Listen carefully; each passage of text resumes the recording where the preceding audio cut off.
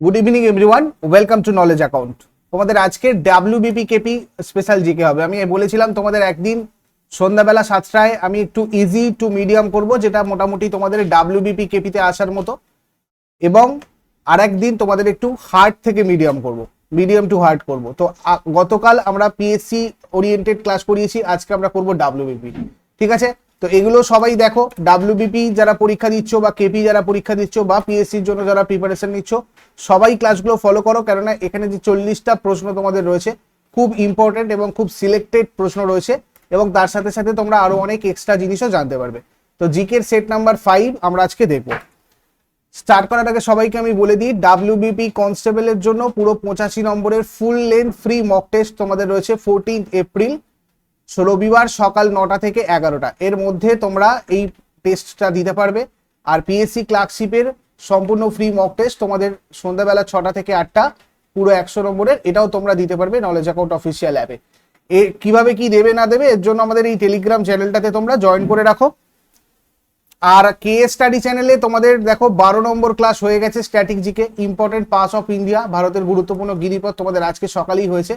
যারা যারা এই ক্লাসের লিঙ্কগুলো পাচ্ছ না তারা কিন্তু টেলিগ্রাম চ্যানেল থেকে লিঙ্কগুলো পেয়ে যাবে। সেই কারণেই বলছি তোমরা টেলিগ্রামে জয়েন করলে একবারে যেখানে যা ক্লাস হচ্ছে সব লিঙ্কগুলো ওখান থেকে পাবে। ফার্স্ট কোশ্চেন আজকে কি দেখবো দেখো। প্রথম প্রশ্নটা খুব গুরুত্বপূর্ণ একটা সিন্ধু সভ্যতা থেকে প্রশ্ন। ভারতে আবিষ্কৃত প্রাচীনতম শহরটা কোনটা? প্রাচীনতম শহরের কথা এখানে বলা হয়েছে। তো প্রাচীনতম শহর যদি আমরা দেখি ভারতে আবিষ্কৃত, তাহলে কোনটা হবে? হরপ্পা। এই রিলেটেড আরো কিছু জিনিস তোমরা মনে রাখবে, যেমন ধরো হরপ্পা ছিল সিন্ধু সভ্যতার একটা কেন্দ্র। 2500 খ্রিস্টপূর্বাব্দে এই সিন্ধু সভ্যতা দক্ষিণ এশিয়ার পশ্চিম অংশে, অর্থাৎ বর্তমান পাকিস্তান আর পশ্চিম ভারতে সিন্ধু নদীর তীরে গড়ে উঠেছিল। সিন্ধু নদীর তীরে 2500 খ্রিস্টপূর্বাব্দে গড়ে উঠেছিল। আর এইটাই হরপ্পা, তার মধ্যে যে হরপ্পা সাইটটা রয়েছে বা হরপ্পা কেন্দ্রটা রয়েছে সেটা আবিষ্কার করেছিলেন কে? দয়ারাম সাহানি। কত সালে? 1921 সালে। তারপরে দেখো পঞ্চায়েত ভোট অনুষ্ঠিত করার সিদ্ধান্ত নেয়। পঞ্চায়েত ভোট অনুষ্ঠিত করার সিদ্ধান্ত কে নেয়? পঞ্চায়েত ভোট অনুষ্ঠিত করার সিদ্ধান্ত নেয় আমাদের রাজ্য সরকার। 1992 সালে এই পঞ্চায়েতি রাজ প্রতিষ্ঠানগুলোকে সাংবিধানিক মর্যাদা দেওয়া হয়েছিল। কততম সংশোধনীর মাধ্যমে?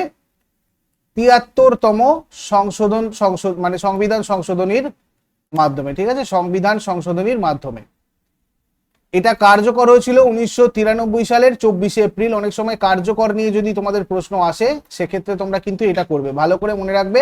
1992 সালে এই সংবিধান সংশোধনীটা অনুযায়ী এটাকে সাংবিধানিক মর্যাদা দেওয়া হয়েছিল এবং এটা কার্যকর হয়েছিল 1993 সালের 24শে এপ্রিল। ভারতীয় সংবিধানের পার্ট 9-এ এই পঞ্চায়েতি রাজ সম্পর্কে আলোচনা করা হয়েছে। পরের প্রশ্ন যাবার আগে সবাইকে আমি বলে দিই, তোমাদের ঈদ উপলক্ষে এই পরিবর্তন ব্যাচে একটা স্পেশাল অফার রয়েছে, যেখানে তোমরা EID24 এই কুপন কোডটা ইউজ করলে মাত্র 799-এ এই পরিবর্তন ব্যাচে জয়েন করতে পারবে। এখানে তোমাদের ডিটেলস চ্যাপ্টার ওয়াইজ সিলেবাস ভিত্তিক ক্লাস চলছে, তার সাথে সাথে chapter wise test series, monthly যেগুলো যেগুলো পড়ানো হচ্ছে সেগুলোর ওপর টেস্ট সিরিজ, এগুলো সবই রয়েছে, A to Z জিনিস রয়েছে। তোমরা এই নাম্বারে যোগাযোগ করো যদি আরো ডিটেলস জানার থাকে। এছাড়া আমাদের WBPSC ক্লার্কশিপের প্রিলিমিনারি যে ব্যাচ চলছে সেটাতেও তোমরা জয়েন করতে পারো। তোমাদের এই হোয়াটসঅ্যাপ থেকে তোমরা যোগাযোগ করো, কল অথবা হোয়াটসঅ্যাপ করে। শুধু জেনারেল স্টাডিজ ফাউন্ডেশনে তোমরা যদি জয়েন করতে চাও, ইতিহাস, ভূগোল, বিজ্ঞান, অর্থনীতি, সংবিধান, স্ট্র্যাটেজিক আর কম্পিউটারের chapter wise class plus test series plus PDF study নোটসের জন্য, তাহলে তোমরা এই হোয়াটসঅ্যাপ নাম্বারে কল অথবা হোয়াটসঅ্যাপ করে নাও। 3 নম্বর প্রশ্ন কি আছে দেখো। জালিয়ানওয়ালাবাগ হত্যাকাণ্ডের অব্যবহিত পূর্বে কোন বিশেষ ঘটনা ঘটেছিল? মানে ঠিক আগে, জালিয়ানওয়ালাবাগ হত্যাকাণ্ডের ঠিক আগে যেটা হয়েছিল সেটা হচ্ছে রাওলাট আইন প্রণয়ন। এই রাওলাট আইনের প্রতিবাদ মিছিলেই কিন্তু জালিয়ানওয়ালাবাগ হত্যাকাণ্ড করা হয়েছিল। রাওলাট আইন 1919 সালে প্রণীত হয়েছিল। খুব গুরুত্বপূর্ণ, কত সালে রাওলাট আইন বা ব্ল্যাক অ্যাক্ট বা কালা আইন প্রণীত হয়েছিল? 1919। এই আইনে কি বলা হয়েছিল? যে রাষ্ট্রদ্রোহ ও বিদ্রোহের জন্য সন্দেহভাজন যে কোনো ব্যক্তিকে কোনো বিচার ছাড়াই গ্রেপ্তার করা হবে এবং নির্বাসিত করা হবে। সন্দেহভাজন যে কোনো ব্যক্তি, সন্দেহভাজন মানে এবার তো যার খুশি সন্দেহ হতে পারে, তো এই জিনিসটাকেই ওই জন্য কালা আইন, ব্ল্যাক অ্যাক্ট বলা হয়েছিল, যেটা ভারতীয়রা একদম পছন্দ করেনি। এই জন্য এই আইনকে ব্ল্যাক অ্যাক্ট বা কালা আইন বলা হয়েছিল। লর্ড চেমসফোর্ড 1919 সালে, মানে এই সময়, এই জালিয়ানওয়ালাবাগ হত্যাকাণ্ডের সময় ছিলেন ভারতের গভর্নর জেনারেল। এটাও তোমরা এখান থেকে মনে রাখবে। তারপরে মধ্যপ্রদেশের উচ্চতম শৃঙ্গ ধূপগড় কোন পাহাড়ে অবস্থিত? মধ্যপ্রদেশের উচ্চতম শৃঙ্গ ধূপগড়, এটা কোথায় রয়েছে?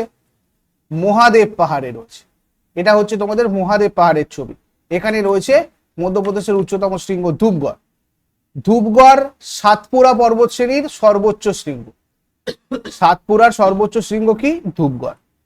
মহাদেব পাহাড়ে মধ্যপ্রদেশের একমাত্র হিল স্টেশন পঞ্চমারি রয়েছে। এটাও তোমাদের খুব ইম্পর্টেন্ট, জিজ্ঞাসা করা হয় যে পাঁচমারি হিল স্টেশন কোথায় অবস্থিত, তোমরা বলবে মধ্যপ্রদেশে। পাঁচমারিকে সাতপুরা কি রানী বলা হয়? কি বলা হয়? Queen of Satpura. সাতপুরা কি রানী বলা হয় এই পঞ্চমারিকে। তারপরে চলে আসবো ইউরোপের ককপিট। ইউরোপের ককপিট কোন দেশকে বলা হয়? ইউরোপের ককপিট বলা হয় বেলজিয়াম। বেলজিয়ামকে বলা হয় ইউরোপের ককপিট, কারণ এই দেশে অন্য যে কোনো দেশের চেয়ে বেশি ইউরোপীয় যুদ্ধের স্থান রয়েছে।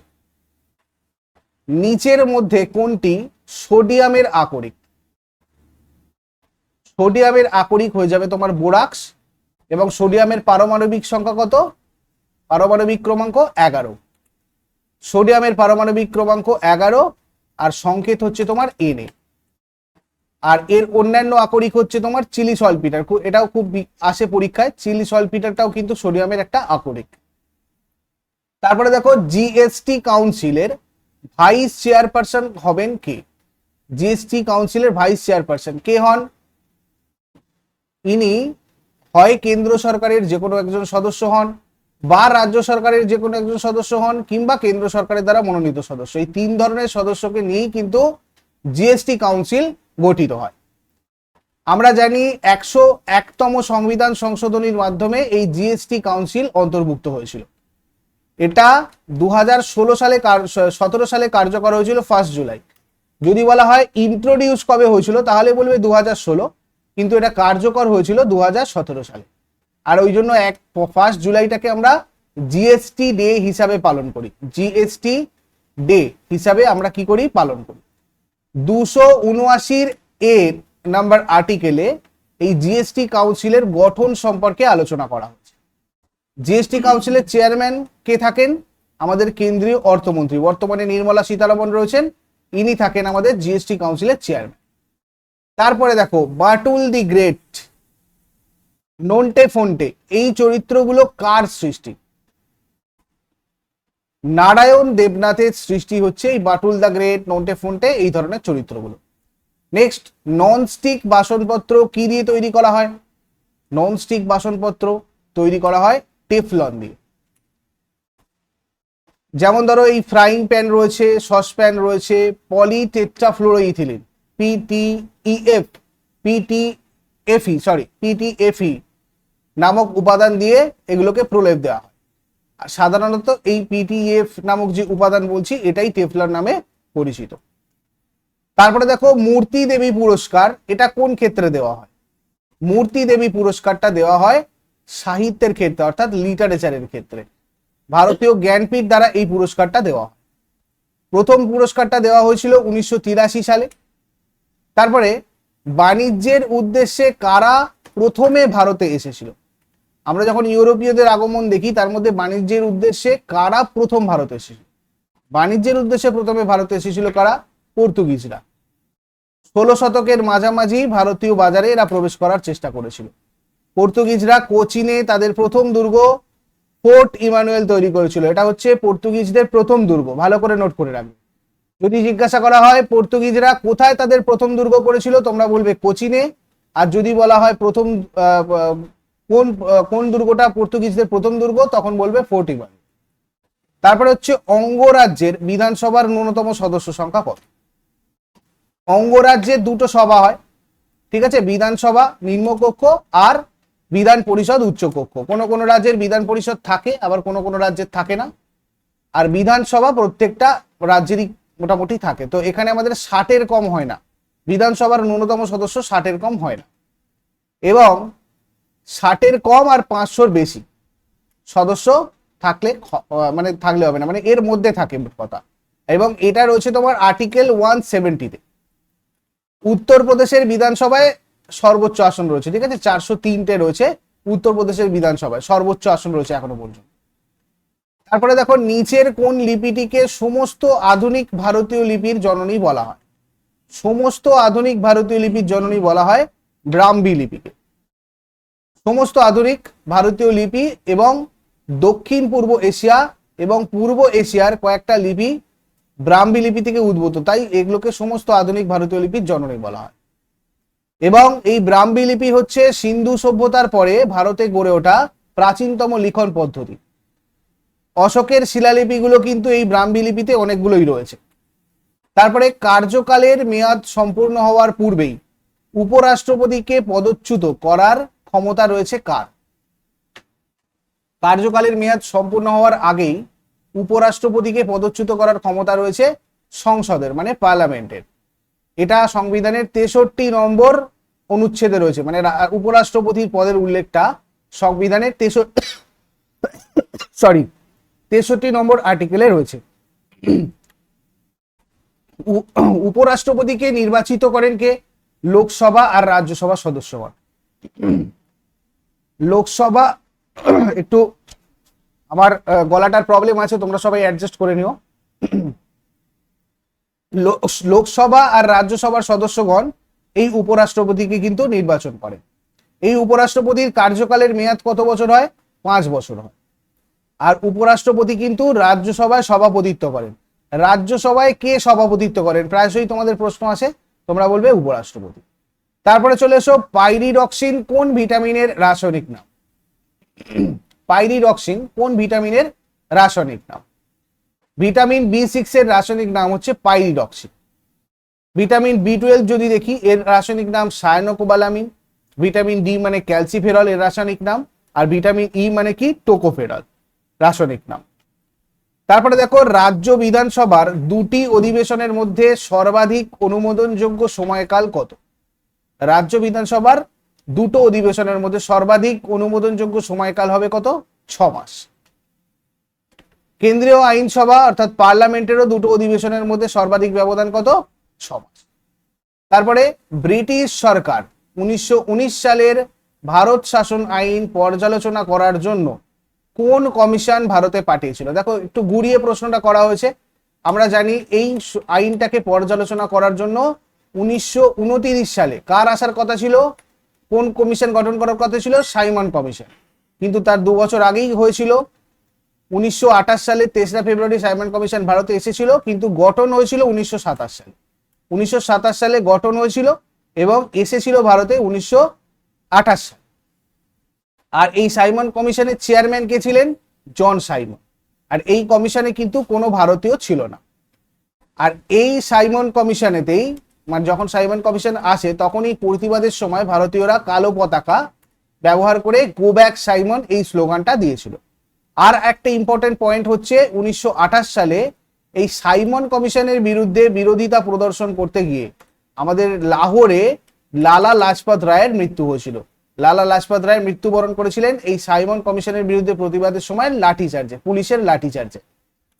নেক্সট, কে রাজা রামমোহন রায়কে ভারত পথিক বলে অভিহিত করেছেন? ভারত পথিক বলে অভিহিত করেছেন কে? রবীন্দ্রনাথ ঠাকুর।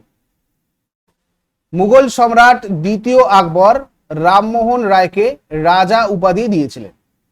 এই রামমোহন রায় কলকাতার অ্যাংলো হিন্দু স্কুল প্রতিষ্ঠা করেছিলেন 1822 খ্রিস্টাব্দে। আর রামমোহন রায়কে ভারতের নবজাগরণের জনক বলা হয়, এটাও খুব ইম্পর্টেন্ট একটা পয়েন্ট। ভারতীয় নবজাগরণের জনক কাকে বলে? রামমোহন রায়কে বলে। লর্ড উইলিয়াম বেন্টিং এই রাজা রামমোহন রায়ের সহায়তায় 1829 সালে সতীদাহ প্রথা রদ করেছিলেন। তো সতীদাহ প্রথা রদ তাহলে কবে হয়েছিল? 1829 সালে। এবং কার সহায়তায় হয়েছিল? রামমোহনের সহায়তায়, লর্ড উইলিয়াম বেন্টিং এর আমলে। নেক্সট, কেন্দ্রশাসিত অঞ্চলের লেফটেন্যান্ট গভর্নরদের কে নিয়োগ করে?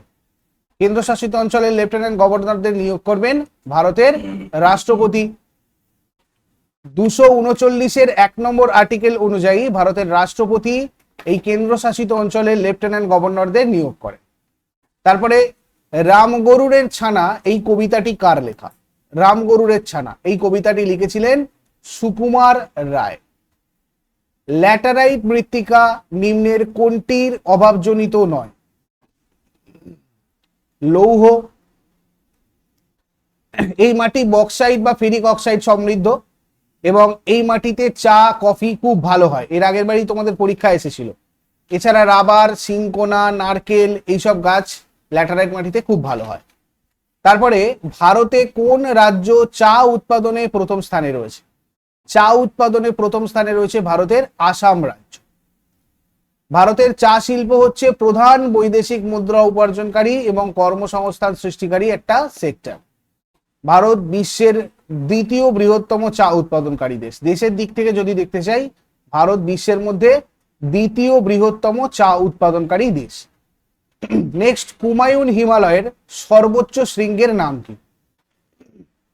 হুমায়ুন হিমালয়ের সর্বোচ্চ শৃঙ্গের নাম নন্দা দেবী। কোথায় রয়েছে? উত্তরাখণ্ডে রয়েছে। কাঞ্চনজঙ্ঘার পর নন্দা দেবী ভারতের দ্বিতীয় সর্বোচ্চ শৃঙ্গ। উত্তরাখণ্ডের চামুলি জেলায় এটা রয়েছে। আর এখানে নন্দা দেবী ন্যাশনাল পার্ক রয়েছে। অনেক সময় তোমাদের যদি মানে জিজ্ঞাসা করা হয় যে নন্দা দেবী ন্যাশনাল পার্ক কোথায় অবস্থিত, সেক্ষেত্রে তোমরা কি বলবে? উত্তরাখণ্ডে। তারপরে বীরভূমের মোহাম্মদ বাজার বিখ্যাত ড্যাশের জন্য। কিসের জন্য বীরভূমের মোহাম্মদ বাজার বিখ্যাত? বীরভূমের মোহাম্মদ বাজার বিখ্যাত চীনা মাটির জন্য। তারপরে প্রোগ্রাম থেকে কপি করা ডাটা কোথায় থাকে? এটা তোমাদের কম্পিউটার অ্যাপ্লিকেশনের একটা প্রশ্ন। আমরা যখন কোনো ডাটা কপি করি সেটা কোথায় থেকে যায়? ক্লিপবোর্ডে থেকে যায় পেস্ট করার আগে পর্যন্ত। নেক্সট, আয়কর বা ইনকাম ট্যাক্স কোন ধরনের কর? আয়কর বা ইনকাম ট্যাক্স এটা হচ্ছে এক ধরনের প্রত্যক্ষ কর। জিএসটি একটা পরোক্ষ করের উদাহরণ। বিশ্ব আবহাওয়া দিবস কোন দিনে পালন করা হয়?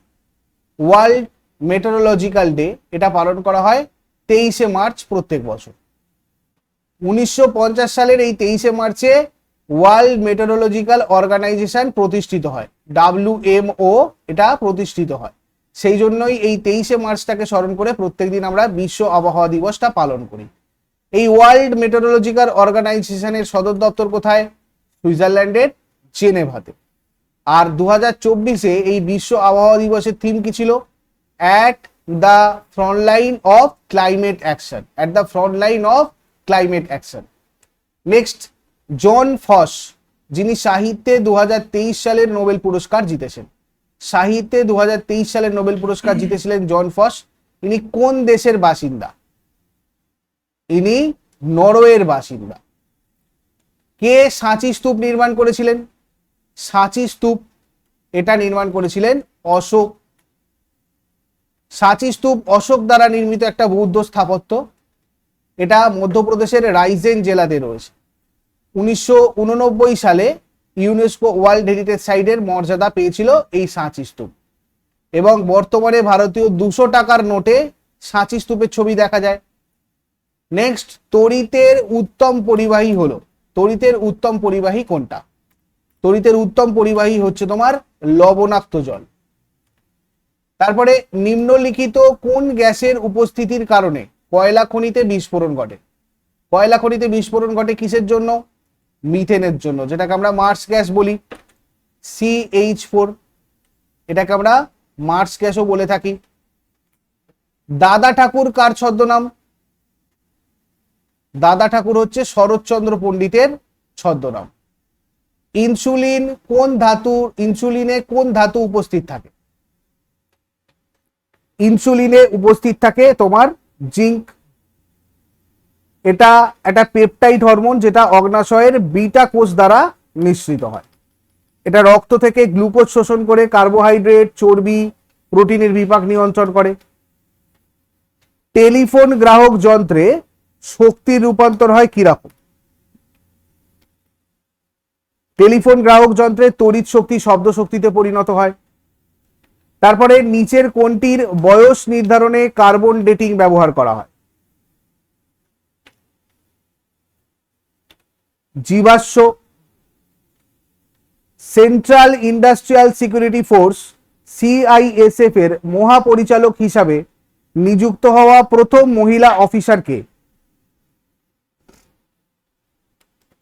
নীনা সিং। সিআইএসএফ মানে কি? সেন্ট্রাল ইন্ডাস্ট্রিয়াল সিকিউরিটি ফোর্স, সদর দপ্তর নিউ দিল্লিতে রয়েছে। তারপরে দেখো, বিশেষ অর্থনৈতিক কার্যকে উৎসাহ দেওয়ার জন্য সরকারি সংস্থা এমনকি বেসরকারি সংস্থার দেওয়া অর্থকে কি বলা হয়? ইংরেজিতে আমরা বলি সাবসিডিজ, যেটাকে বাংলায় বলা হয় ভর্তুকি। তারপরে ডিডিটি কে আবিষ্কার করেন? যার সংকেত হচ্ছে C14H9Cl5, এটা আবিষ্কার করেন পল হরম্যান মুলার। 1939 সালে সুইস রসায়নবিদ এই পল হরম্যান মুলার এটা আবিষ্কার করেছিল, ডিডিটি কীটনাশক। তারপরে তামদিল হ্রদ কোথায় অবস্থিত? তামদিল হ্রদ এটা রয়েছে কোথায়? মিজোরাম। মিজোরামের দ্বিতীয় বৃহত্তম হ্রদ এটা। উকাই তাপবিদ্যুৎ কেন্দ্র কোন রাজ্যে অবস্থিত? উকাই তাপবিদ্যুৎ কেন্দ্র রয়েছে গুজরাটে। এটা 1110 মেগাওয়াট ক্ষমতা সম্পন্ন একটা পাওয়ার স্টেশন। গুজরাটের অন্যতম প্রধান কয়লা চালিত বিদ্যুৎ কেন্দ্র, যেটা তাপি নদীর তীরে অবস্থিত। উকাই তাপবিদ্যুৎ পরিকল্পনা তাপি নদীর তীরে রয়েছে, মানে তাপি নদীর কাছে রয়েছে। তো এইগুলো আজকে 40টা প্রশ্ন তোমাদের ছিল। কিরকম লেগেছে, ইজি, মিডিয়াম না হার্ড, আমাকে কমেন্ট বক্সে সবাই অবশ্যই জানাবে। আর 14 এপ্রিল সকাল 9টা থেকে 11টা তোমরা এই ফ্রি মক টেস্ট 85 নম্বরের এটা দিতে ভুলবে না, বা পিএসসি ক্লার্কশিপের সন্ধ্যে 6টা থেকে 8টা পর্যন্ত যে তোমাদের 100 নম্বরের মক টেস্ট হচ্ছে, এগুলো দিতে ভুলবে না। অ্যাপে বা টেলিগ্রাম চ্যানেলে তোমরা জয়েন করে রাখো, ওখান থেকেই তোমরা নোটিফিকেশন পেয়ে যাবে। এবং এই সময়ের মধ্যেই তোমাদেরকে কিন্তু মক টেস্টটা দিতে হবে, তার কারণ এখানে তোমাদের কতজন পরীক্ষা দিচ্ছে সেটা অ্যানালিসিস করে কার কত স্কোর হলো সেটা দেখে তোমাদেরকে কিন্তু এখানে র্যাঙ্ক প্রোভাইড করা হয়। সেই কারণে তোমাদের টাইমিংটা ফিক্সড, এই সময়ের মধ্যেই তোমাদের সবাইকে পরীক্ষাটা দিতে হবে। আর কে স্টাডি চ্যানেলে তোমাদের রেগুলার ক্লাস চলছে 7টার সময়। স্ট্যাটিক জিকের পুরো পার্টগুলো ওখানে কভার করা হচ্ছে। যারা যারা দেখতে পাচ্ছ না, টেলিগ্রাম চ্যানেলে চলে যাও, ওখানে তোমাদের ক্লাসের লিঙ্ক শেয়ার করা আছে। পরিবর্তন ব্যাচে ঈদ স্পেশাল যে অফারটা, এটা তোমাদের কিন্তু আজকে থাকছে আর কালকে থাকছে। EID24 এই কুপন কোডটা ইউজ করে তোমরা অনলি 799 তোমরা আজকে আর কালকে এটাতে জয়েন করতে পারবে 1 বছরের ভ্যালিডিটিতে। আরো যদি ডিটেলস কিছু জানার থাকে এই হোয়াটসঅ্যাপ নাম্বারে যোগাযোগ করে নাও, অথবা তোমাদের পিএসসি ক্লার্কশিপ ব্যাচও চলছে, শুধু general studies, math foundation, English foundation, এগুলোতেও তোমরা যদি জয়েন করতে চাও এই নাম্বারে গিয়ে তোমরা যোগাযোগ করো। নেক্সট ক্লাসে আবার সবার সাথে কথা হচ্ছে। সবাই ভালো থেকো, সুস্থ থেকো, ঈদ মোবারক, গুড নাইট।